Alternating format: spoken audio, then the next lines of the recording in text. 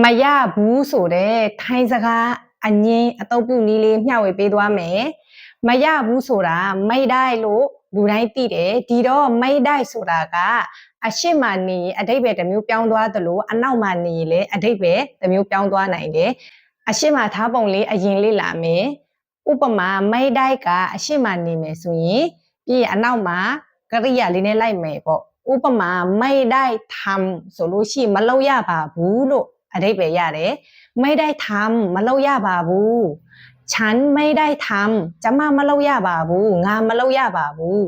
အဲ့လိုမျိုးအဓိပ္ပာယ်တက်ရောက်တယ်နော်ဒီတော့တကယ်လို့ကရိယာทำအရှိမနေမယ်ไม่ได้ကအနောက်မှာပြန်နေမယ်ทำไม่ได้ဆိုလို့ရှိရင်တော့လုပ်လို့မရဘူး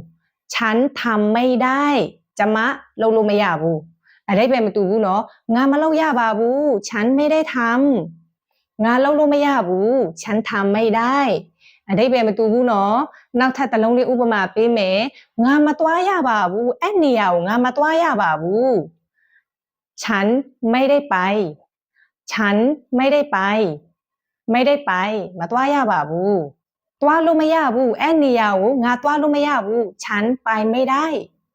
ฉันไปไม่ได้ไปไม่ได้သွားလို့မရဘူးနောက်တစ်လုံးလေးမပြောရပါဘူးไม่ได้พูด